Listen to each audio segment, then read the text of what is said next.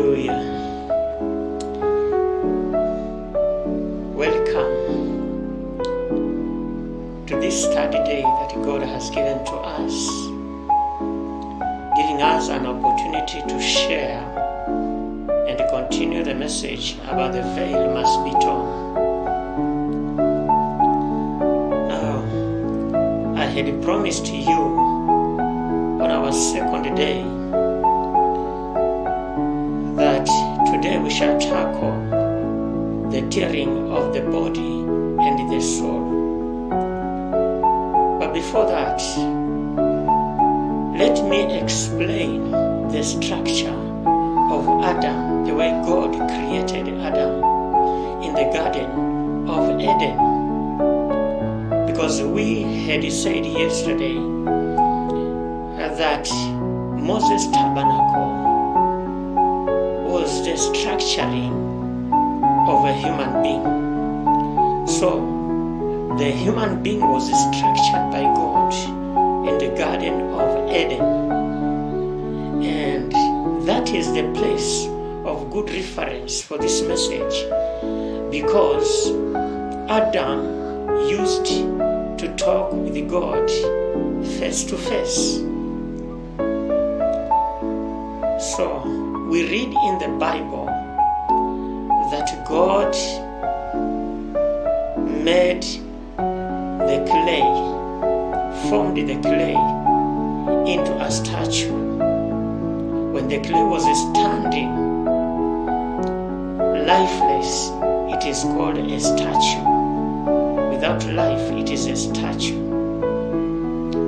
So when God had made everything according to his own image, he breathed into the nose of the statue the breath of life. And we read that the man became a living soul. So this is the structure. The clay is the body. The breath that God breathed into the nose of the statue is the man now, is the man, the spirit. The man came from heaven. God just breathed him into the clay. But we read that a third part came into being. When the spirit was breathed into the clay, a third person was born, that is a living being. So man became a living being. From the spirit, he was no longer a spirit like angels. He became a living soul. So a human being became a soul from the spirit. He is now a soul. But being a soul, he was still able to communicate with God, to talk with God face to face. He faced God without any embarrassment, without feeling ashamed. He faced God as a friend. He saw God as a friend. He was able to talk with him, and God was able to talk with Adam face to face, being a soul. Why? Because that soul had not sinned. So let me give you a picture of the way Adam was as he talked with God face to face. The Bible says God is a spirit.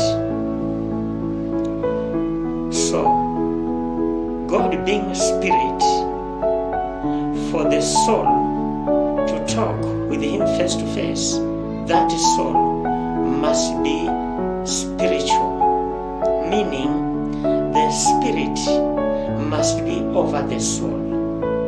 So this is the structure of Adam in the Garden of Eden. The body was under his feet, meaning the body was a slave to his soul. Then the soul was a slave to the spirit, because he was a spirit from heaven. So for him to talk with God face to face, he had to maintain the former nature. He had to maintain the heavenly nature, the spirit nature, meaning he was to submit to the spirit. He was to listen to the spirit. He was to be spirit led, the same spirit that he had. He was in heaven. He had to submit to that nature. That means Adam himself, being body, soul, and a spirit, the ruler was spirit that had subdued the soul, and the body, he was not concerned about the body. He was not concerned about the soul.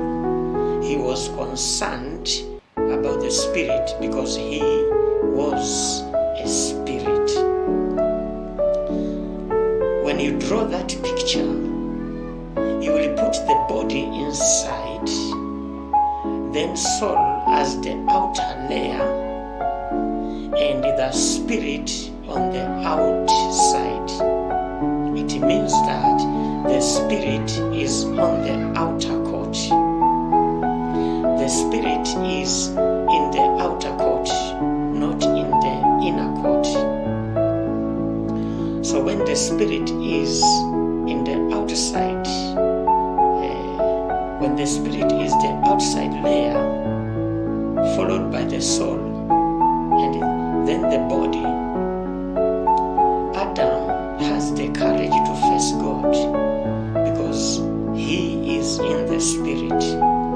So God being a spirit, for him to talk with man face to face, that man must be also spirit, meaning spiritual, meaning the spirit man is the ruler over the soul and the body.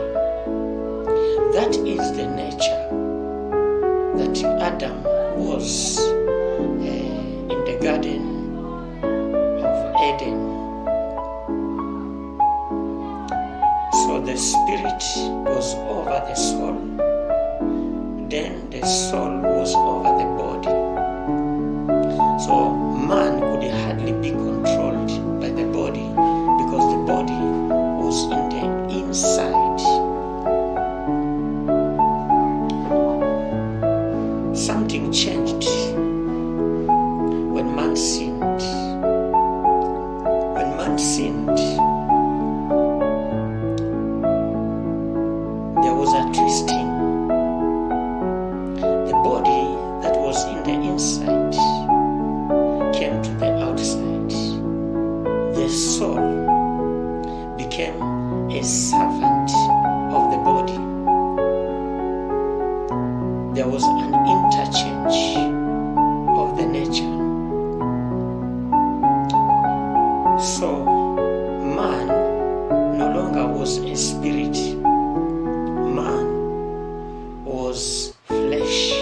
Instead of the soul, he became flesh, because he submitted to the lust of the flesh. He no longer hid the spiritual. He could not walk in the spirit, because he had obeyed the flesh. So the soul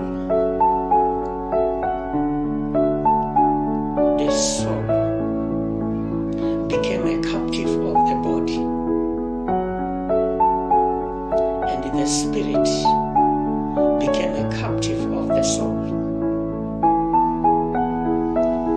that is how things changed. So the soul went inside the body, and together with the body wrestled the spirit man. So he became a slave. So man being spirit, he became a slave of the soul and the body. The real picture is the soul and the body jumped in between the spirit, so the man could not see God. He could not see God. He could see the body, he could see the soul, because they are in between. So the two hid God's face. Man, being spirit, was on the other side, and the body and the soul between man and God, being spirit, God, because God is a spirit, man is a spirit. So they were separated by body and soul in between. That is the curtain that should be torn. So man, to see God, he must maintain the nature of heaven. That is spirit. So man is a spirit in heaven.